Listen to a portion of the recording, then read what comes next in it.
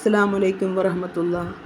ഇന്നൊരു ചെറിയൊരു റെസിപ്പിയാണ് കേട്ടോ. ഒരു മുട്ട റോസ്റ്റിൻ്റെ റെസിപ്പിയാണ്.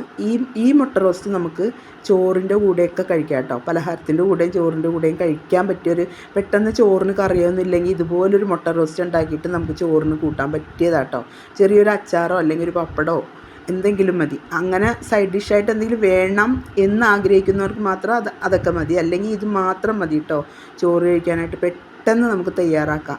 അതിന് വേണ്ടിയാണ് ഞാനിപ്പോൾ പുട്ടിന് വേണ്ടിയിട്ട് പെട്ടെന്ന് തയ്യാറാക്കിയിരിക്കുകയാണ്.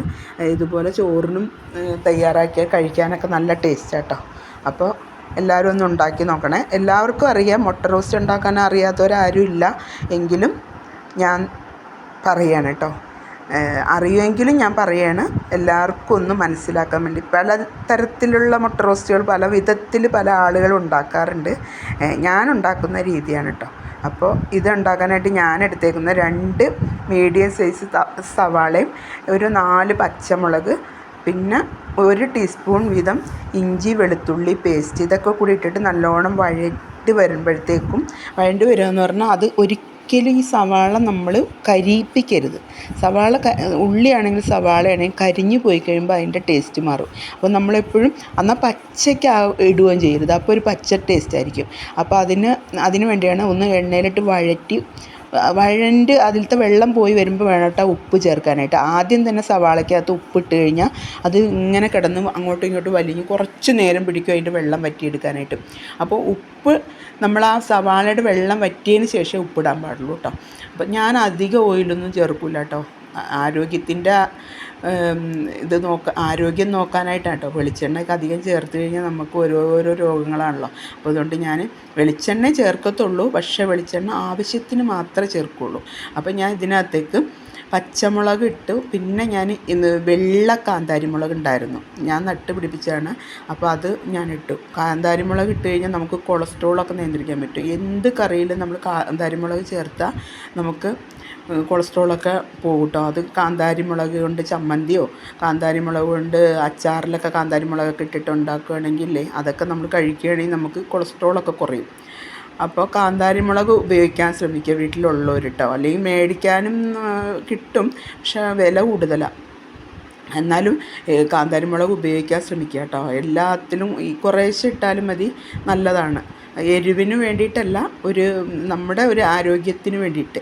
അപ്പോൾ അത് കിട്ടുകയാണെങ്കിൽ ഉപയോഗിക്കണം കേട്ടോ. അപ്പം ഞാൻ ആ സവാള നല്ലോണം വഴണ്ടി വന്നു. ഇപ്പം ഞാൻ പറഞ്ഞ ഇൻഗ്രീഡിയൻസ് ഒക്കെ ചേർത്ത് വഴണ്ടി വരുമ്പോഴത്തേക്കും അതിനകത്തേക്ക് മല്ലിപ്പൊടി, മുളക് പൊടി, മഞ്ഞൾപ്പൊടി, കുരുമുളക് പൊടി ഒരു 1/2 ടീസ്പൂൺ കൂടി ഇട്ട് കേട്ടോ. എല്ലാം കൂടി ഇട്ട് ആവശ്യത്തിന് ഇടുക കേട്ടോ. എല്ലാം അതിന് അളവൊന്നുമില്ല. നമ്മൾ എന്ത് മസാലപ്പൊടി ചേർക്കണതിന് ഇത്ര എടുക്കുക, അതിനൊരളവില്ല.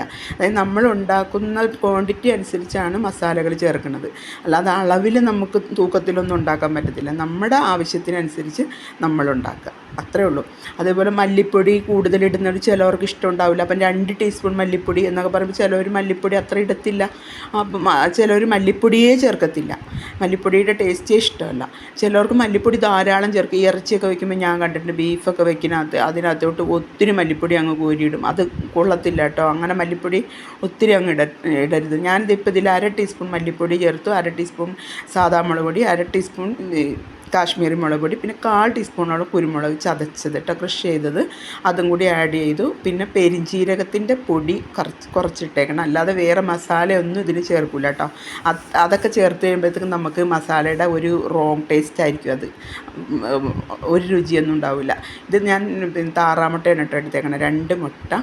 ഇതുപോലെ ഒന്ന് എല്ലാവരും ഉണ്ടാക്കി നോക്കണേ, നല്ല ടേസ്റ്റാണ്. ഇപ്പം നമുക്ക് ചോറിനൊക്കെ കറിയൊന്നും ഇല്ലെങ്കിൽ നമുക്ക് ഇങ്ങനെ ഒന്ന് ഉണ്ടാക്കി കഴിഞ്ഞാൽ വേറെ കറിയൊന്നും വേണ്ട, നല്ല ടേസ്റ്റാണ്. അത് നല്ലോണം പതുക്കെ ചെറിയ തീയിലിട്ടിട്ട് നല്ലോണം വേവിച്ചെടുക്കണം കേട്ടോ മുട്ട.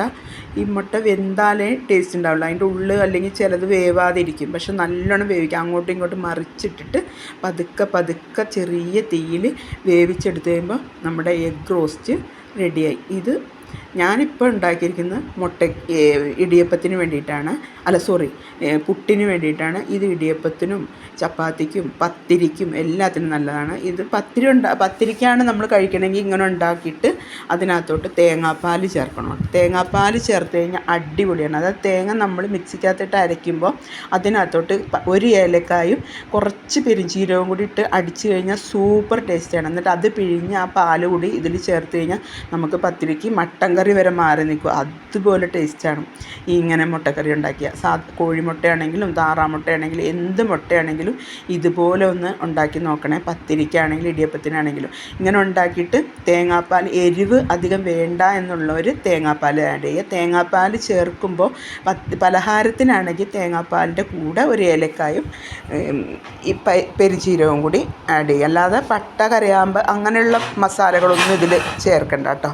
അതൊക്കെ ചേർത്ത് വരുമ്പോഴത്തേക്കും കറിക്ക് ഒത്തിരി അങ്ങ് ഭയങ്കര മസാലക്കുത്തായിരിക്കും. അപ്പോൾ അതുകൊണ്ട് അങ്ങനെ ചേർക്കണ്ട, ഇങ്ങനെ ചേർത്താൽ ഇതുപോലെ ചെയ്തൊന്ന് നോക്കണേ. അതുപോലെ ഇത് നമുക്ക് പത്തിരിയോ ഇടിയപ്പോ എന്തിൻ്റെ കൂടെ കൂട്ടാം. ചോറിന് നമ്മൾ ഉപയോഗിക്കുകയാണെങ്കിൽ ഇതുപോലെ ഉണ്ടാക്കിയാൽ കേട്ടോ. ഓക്കെ, എല്ലാവർക്കും നമസ്കാരം.